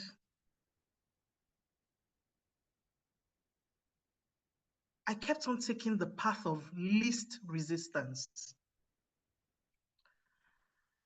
And until I realized that, you see, my sister Dorothy, is not gonna work. And so I had to kind of like, readjust myself. And now I'm doing everything that I can to ensure that I'm living a healthier lifestyle so that I can achieve my goal of weight loss, so that I can be more healthy. The ultimate goal is to be more healthy. So there are organizations who say they want to be high performing organizations, but they do everything contrary. And sometimes it's out of a lack of knowledge. Do you get what I'm saying, Nene? It's out of a lack of knowledge, because most Nigerian organization, not even Nigerian alone, because I've also experienced this with, organizations outside of Nigeria. They think HR is just there as rubber stamp.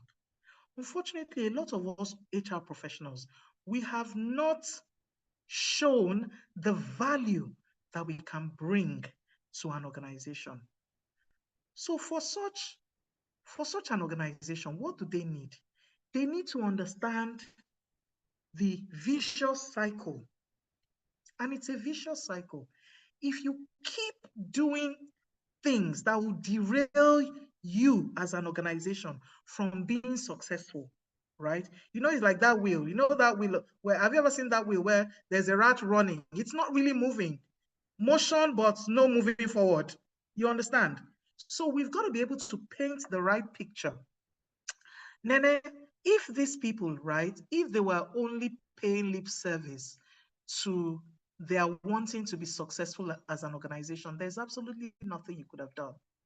But if there is just one person in leadership that understands that there is a relationship between cultivating the right culture, cultivating the right processes, cultivating the right systems that will help them reach their goal faster. If you can get just one leader, hopefully the set leader, the CEO, if you can get them to see that.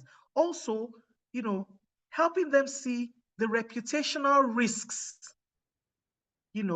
they are playing with.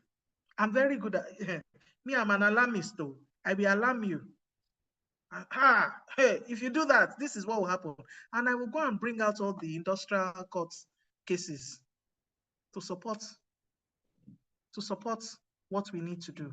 If I truly see that you're not a serious human being as far as changing the culture of the organization is. So if you communicated, if you educated, if you proposed, and you provided, you were clear about what could possibly happen if you redesigned the culture of the organization, how the organization stands to benefit. If you have done all of that and they still refuse to change, I'm afraid you can't help them. A doctor can diagnose and recommend the drugs to be used. But if the patient, puts the drug in the under the tongue and throws it out, I like to be very practical in my teaching, and throws it out when the doctor is not looking, guess what? What will happen? Nene, please unmute and answer. The patient would keep on suffering from the disease or whatever. Absolutely. But except if you didn't do all these things I've said, so you've made them see the importance, because all of these things, they're tied. We can see that. We can see you benchmark your compensation, even when you cannot afford it yet, you're communicating with the employees to say, look, we want to improve what we pay. However, we need to be able to, you understand, it's about transparent communication. You've communicated, you've educated, you've provided options, as it were, and you've counseled, you've coached, you've done everything you can possibly do as an HR professional. If the organization is still not seeing it, then they are not ready. Unfortunately, that is where a lot of Nigerian organizations stand. And that's why you see that very few Nigerian organizations become institutions at the end of the day, because they're not ready to do what it takes for employees, so that employees can become as productive. Have you not noticed, why do you think there is a Jackpot syndrome? Because our companies in Nigeria, they're not taking care of their employees.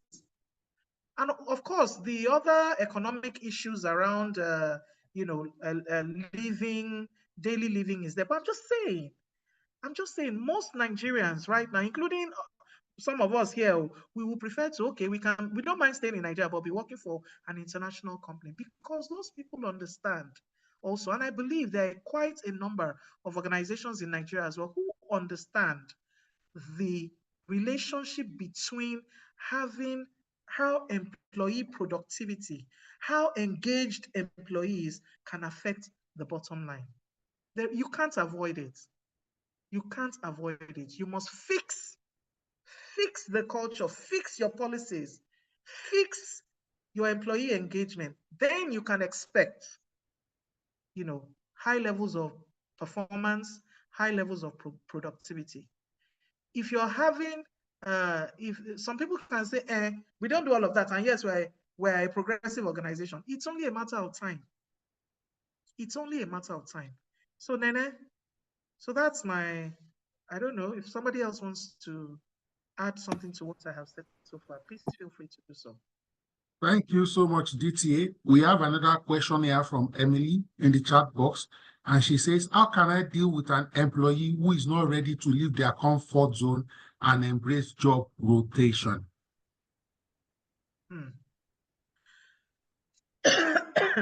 He's not ready to develop. He doesn't want to move, right?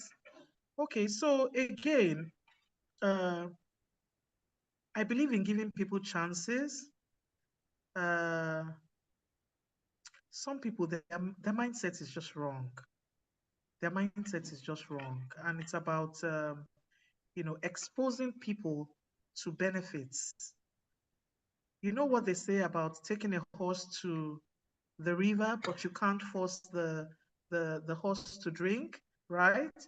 So you need to, Emily, you need to let them see the benefits of how this impacts their career advancements.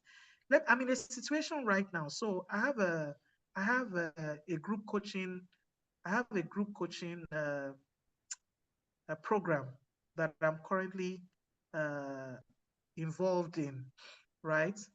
And these people, the company has paid, the company paid millions, right? These people, there are 6 of them in my group, right? Only 3 show up consistently. I had a session with them about the importance of them attending these coaching sessions and how it can enhance their career, their careers while they're still in the organization and even years after they have left the organization. And I have talked, I have encouraged, but those other 3 people that are not consistent, they have remained inconsistent. So in such a situation, you have the competency matrix, I'm sure. You need to let them know what what they could possibly face if they fail to develop, which includes, I'm very frank with people. If you are failing to develop, we might need to put you on a performance improvement plan if you don't improve. And if you don't want to, if you are resisting development, because nobody wants people that are resisting development in their organization. So if people are resisting development, there is, that nicely designed rectangle that leads the way out of the building. Yeah, that is also there, but not before coaching, not before coaching, not before counseling. Okay. Yeah. Yeah. And then I also, when it comes to development should also be part of your it should be part of your target, your performance discussion. So set it as part of your performance discussions. So this next year, you are expected to do so and so and so. Part of your development plan is that you're going on job rotation, you're going to shadow someone and all of that. And if they fail, now there's another process called performance improvement. Okay. Yeah. Thank you so much, ma'am. We have another question here from Adigun Taiwo. How do you deal with a superior officer or a boss that does not believe in delegation or don't want to act when he is not available? He wants everything to be standstill when he is unavailable. Story of a lot of our lives in our careers, right? Okay, so I always say that there are people who, how do I say this without being offensive? So there are people who, because of their background, I talked earlier on about people who are afraid to hire people that they think can outshine them. Okay, the way to deal with such a boss is to ensure, show your loyalty, be valuable to them, and kind of like you're going to have to find a way to let them know that you are not in competition with them. For example, offer to take some work off them. Man, I could let me help you with that, or sir, let me help you with that. Let me, can I do this for you? And know very well that if you do it, there's a likelihood that you're not going to get recognized for it, but gradually begin to, offer to take things off them. If they agree, all well and good. If you're not developing, you should have a plan B. But show them that you can add value by offering to take things off them, or when you know that there is a target, uh, you know, there's a target, propose something positive that will enable the team achieve that target, and see how they uh, they take it. It's actually a trust issue. It's really a trust issue that has nothing to do with you. It absolutely has nothing to do with you. Such a manager also could also go for training on delegation and see that there is a benefit in delegating to employees. Because what then happens when people don't delegate? And I've been there. I've also been there where I wasn't delegating. I have perfectionism tendencies. Okay. And I had to work on my perfectionism tendencies because it was delaying work. Okay, so some people don't know. They don't know that they're even doing that. So for someone like me, I wasn't doing it deliberately. I just wanted everything to be perfect. And in my mind then, okay, I need to get it done myself. But as soon as I began to learn that truth is, when you delegate work, you get the benefit of it being done on time. You get the benefit of also seeing another person's perspective to that work, and it is for the ultimate good of the organization. So they will benefit from a training. If your organization does a 360 degrees appraisal, you may want to recommend that the person be scheduled for a delegation a training. There's some people that know, and is based on a distrust, but there's some people it's just that they don't know and they need to be trained so that they can learn how to delegate, right? Thank I you don't so believe, much. yeah, I don't believe that people want to be negative or toxic. It's just the environment they've been exposed to, and so they need to unlearn some negative things and then relearn the best way to do things. Thank you so much. We still have 2 or 3 questions. We'll take them very quickly. Fatia says, how do you handle employer or businesses who is toxic, giving feedback harshly, not listening or care if people leave or stay, but expect human resources to do magic for performance to improve? You need to speak up, oh, courage. So do a survey, right? Craft a survey to elicit information. Please, before you do that survey, carry them along to say, look, hey, with all of this happening, I think that we need to, because people are leaving and it is, you need to talk about finance. That's why HR people, you have to have business acumen. You need to, once you talk about finance, trust me, they will listen. Do you understand? Talk about how it is affecting the finances of the organization. Paint a picture and let them see how it is affecting. And then you can then, do a survey and get people's inputs, and then present it to management and suggest ways that it can change. But change takes time as well. Okay, but I tell you, if you're able to, hopefully, if you are able to, because none of these answers, I mean, even as I'm answering, I know it's not that simplistic, because sometimes it takes time. If you are patient enough to, see through, irrespective of what you're going through there, but you need to let them see how it is affecting their ability to make money. Okay, hopefully they'll listen. And then, yeah, like I said, conduct a survey, or craft surveys that elicit the right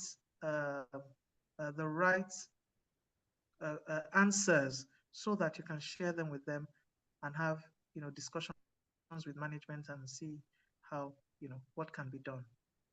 But Thank you so much, PTA. ultimately, have your plan B, like I always say. Fantastic. But the truth is, we all can't run away from toxic organizations. Who will help them? Bless you. Excuse me. Bless you. Yeah. Okay, final question for tonight. Obviously, PTA, you have to come back, please. You have to come back, please. I mean, I count it a privilege to Thank you so much, the platform up to me. So anytime. Thank you so much.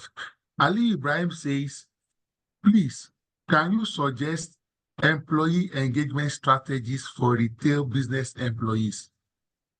Retail Sorry, say that business. again. Ali says, can you please suggest employee engagement strategies for retail business employees? For retail? Retail, yes, ma'am. Retail business employees. Okay, so they are not engaged, right? They're usually out of the, are they the ones that are out of the office most of the time? Yeah. I'm trying to think. Okay, well, for retail business,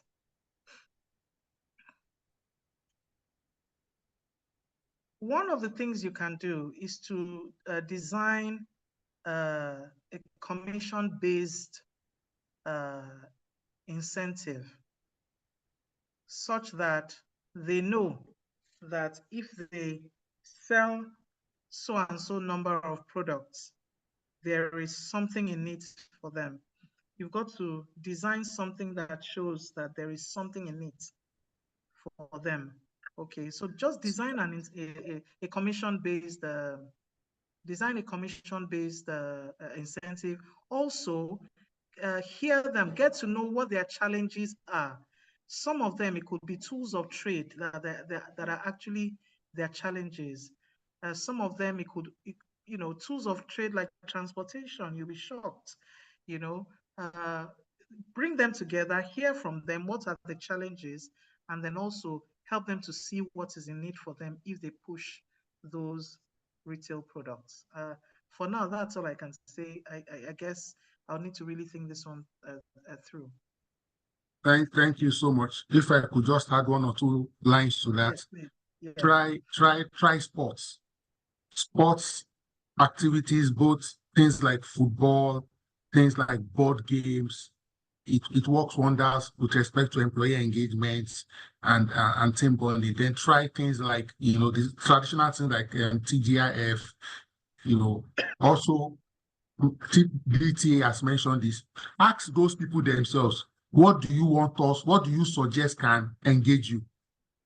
In your survey, part of your questions should try to elicit their opinions and recommendations with respect to what we engage them. Okay, celebrate the employees. They will give you feedback. You can either have a focus group discussion or one-on-one discussions or at your town hall session.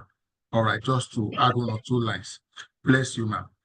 Thank you so much, most sincerely, for your input tonight. Your intervention has been very strategic, very, very meaningful. You have, enlightened us. You have coached us. You have encouraged us. You've also challenged us. We are all taking away tonight a renewed vision and renewed commitment and dedication to our HR practice, and we'll look forward to delivering a better service to our employers and colleagues. One of the best ways we can say thank you to DTA for this investment is to put to practice on the job, starting immediately, some of the many things he has shared tonight. Thank you so much, ma'am. I appreciate you, and we appreciate you. So, ladies and gentlemen, let me just allow us to say thank you. I'm unmuting everybody now. If you want, feel free, you can say thank you, or you want to say hello. Maybe she's your mentor, So feel free to have the floor. Thank you. Thank you, ma'am. Thank you. Thank you, DTA. Thank you. Thank you. Thank you for having me. Thank you so much, ma'am.